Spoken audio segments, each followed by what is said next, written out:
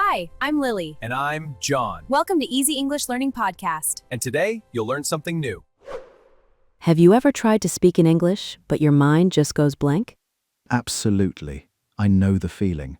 You know the words, you understand the language, but when it comes to speaking, it's like your thoughts freeze. Exactly. It's not that you don't know English, but you're translating every word in your head, like a slow process. That's right. You're thinking in your native language and then trying to translate it into English. I remember wanting to say, I need to buy milk, but I got stuck halfway through. I was translating need and to buy, and by the time I reached milk, the moment had passed. That's the issue. You're not thinking in English. Your brain is translating from your native language. And it takes so long. You lose the flow, especially in conversations. You might miss parts because you're still translating the previous sentence. Exactly. So the goal isn't just to learn more words, but to learn to think in English. That way your brain doesn't have to stop and translate every time. That's what I started doing. I'd practice small phrases in my head, even when I'm alone, like I'm tired or the coffee is hot. That's the trick. Not full sentences, but tiny thoughts in English. It's like training your brain to bypass the translation step.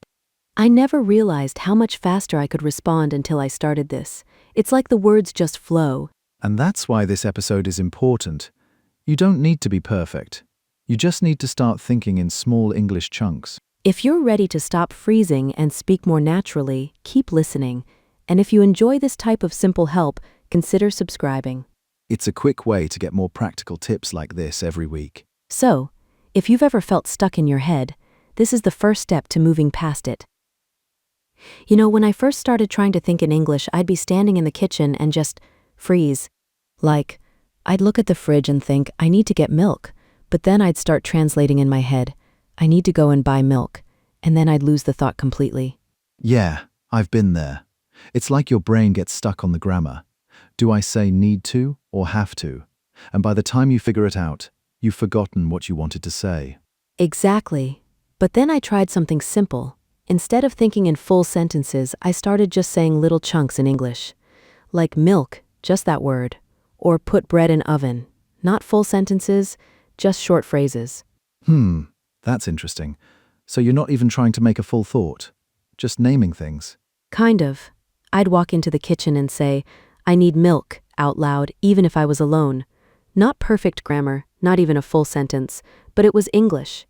And then I'd say put bread, or turn on the light, just 2 or 3 words. Wait, I think I see what you mean. It's like you're training your brain to jump straight to the English word, not the translation. Yes. And the best part is, you don't have to worry about grammar. You don't need to say, I need to get the milk.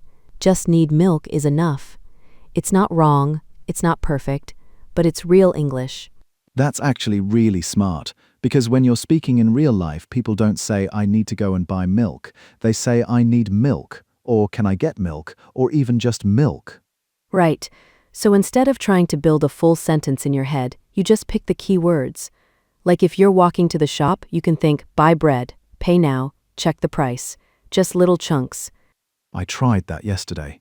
I was at the grocery store and I was nervous about asking for something, so I just whispered in my head, 1 apple, pay with card, thank you.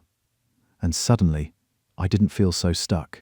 That's the magic. You're not waiting to translate. You're just using the words you know in short pieces. And it's not about being perfect. It's about building a habit. Like every time you see something, you say the English word in your head. Water, cup, open the door, I'm hungry. I even started doing it while brushing my teeth. Brush teeth, spit, rinse, turn off water. It sounds silly, but it started to feel natural. No, it's not silly. That's how you build your inner voice. You're not thinking in your native language anymore. You're just using small English phrases like a loop in your head. And when you do that enough, it starts to feel automatic. Like if someone says, what do you want for breakfast? Instead of translating, you just say eggs or toast right away. Yeah, and that's the goal, to stop the pause.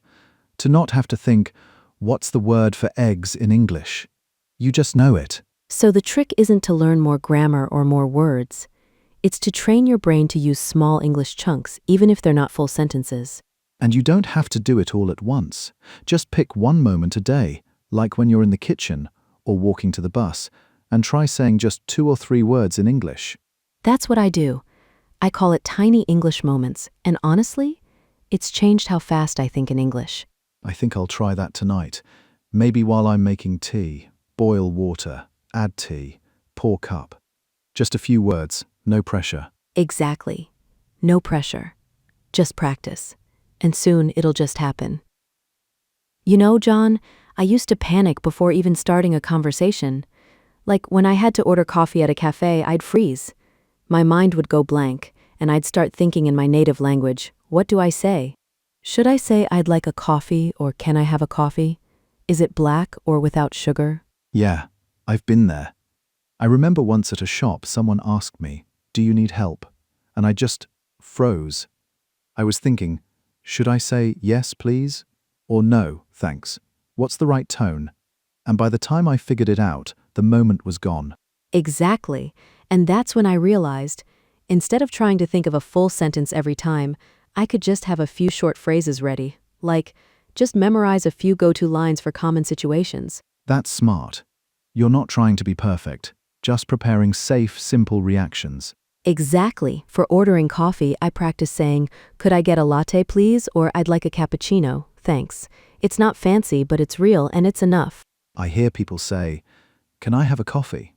But that sounds a bit too direct. Could I get, feels softer, more natural? Right. And it gives you time to breathe. You don't have to think of the whole sentence. You just say the start, and then you can pause to think about the next part. That's a good point. I tried that last week when I called a friend. I didn't know what to say at first, so I said, "Hi, is that you?" And then, "Sorry, I'm just calling to check in." It wasn't perfect, but it worked. Exactly. You didn't need a full script, just a small phrase to start. And in meetings or with colleagues, you can use things like, nice to meet you, I agree, or can you repeat that? Short, clear, and safe. I like that. I've noticed people who speak English well don't wait to think of the perfect sentence. They just use simple lines and move on. Exactly. You can practice these in your head, like while walking to work. Good morning, how are you? Can I join? I tried that yesterday. I was waiting for the bus and saw someone I knew. I didn't want to say too much, so I just said, "Hi, how's it going?" And it felt so easy. I didn't even think about grammar. That's the goal. You're not trying to impress. You're just keeping the conversation going. If you need time to think, say, "1 moment, please." That's okay. People do it all the time. Yeah, and it's not rude, it's natural. I've even used, "Can you repeat that?" When I didn't hear someone clearly, they just smile and say it again. Exactly. So the idea isn't to memorize long scripts, just a few short, useful lines for real moments. Like, could I get? I'd like, sorry, I didn't catch that. 1 moment, please. And you can adjust them depending on the situation. Could I get a tea? Or could I get a small one? It's flexible. Right. And the more you use them, the more natural they feel. It's like having a small toolbox of phrases to pull out anytime. I'm starting with 3. Could I get? Nice to meet you. And 1 moment, please. Just 3. I can practice them in the morning while brushing my teeth or walking. Perfect. The key is not to overthink it. You don't need to be perfect. Just use them, even if you're alone. Say them out loud, whisper them. It's not about performance, it's about building the habit. Yeah, and when you're in a real conversation, you won't be stuck translating. You'll just have a few ready-made lines to keep the flow going. Exactly. And that's how you stop freezing. You don't need a full sentence. You just need a small, safe phrase to start with. So if you're nervous about speaking, don't try to be perfect. Just pick a few short reactions, practice them, and use them. Soon, they'll come naturally. That's the best part. You're not waiting for the perfect moment. You're just using simple English to keep moving. And that's how you start thinking in English, one small phrase at a time. So let's take a step back. After all these ideas, it's easy to feel overwhelmed, right? Absolutely. I think that's a common trap. We hear all these tips, and then we think we need to do everything at once. Exactly. But it's not about doing everything. It's about adopting 3 simple habits, just 3. I like that approach. Let's simplify it. Instead of saying, "I need to learn to think in English," let's say, tiny English habits. Yes, that's the idea. Tiny, small, everyday actions. Not big goals, just little moments. And these 3 rules aren't complex. First, think in images, not words. When you see a cup, picture it in your mind. Then say cup in English. Right, you're not translating, you're just naming it. Like milk, bread, light. Second, use 2 to 4 word chunks, not full sentences. Just short phrases. For example, I need milk.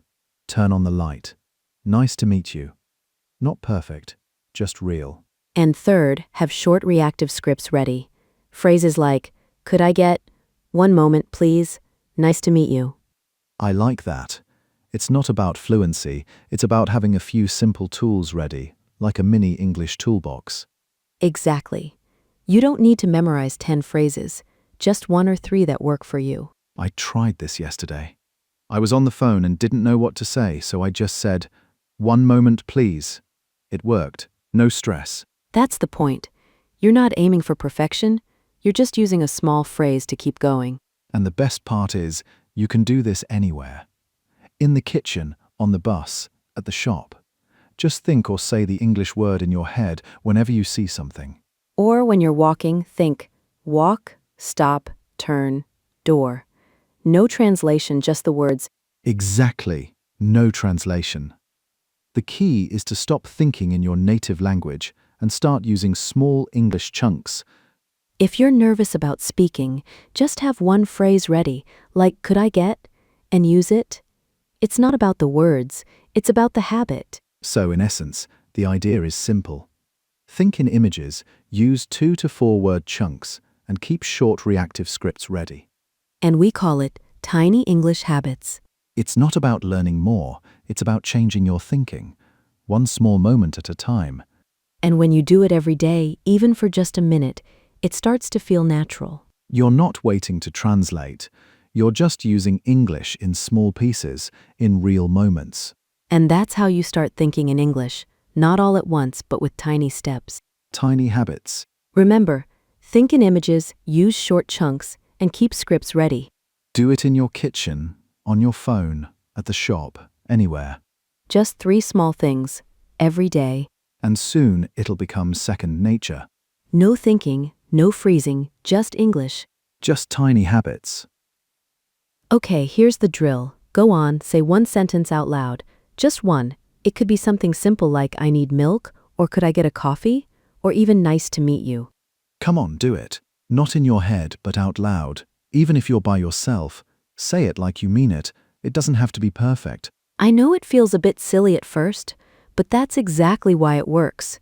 You're training your brain to jump straight to English, not to translate. And if you're not sure which one to pick, just choose the most useful phrase from today. Maybe one moment please, or can I join? And say it now. Try using your chosen phrase in a real situation today. Whether you're at the shop, on the phone, or someone says hi, use that little phrase. Even if it's just once. And if you do, jot down a quick note in the comments, in a message, or even in your diary, and tell us, which phrase did you try? How did it feel? That small step helps reinforce your memory, and it can inspire others to try it too. And if you enjoyed this kind of practical, simple help, please subscribe. It's an easy way to get more tips like this every week. And if you found this episode helpful, don't forget to like the video. It really helps others discover it.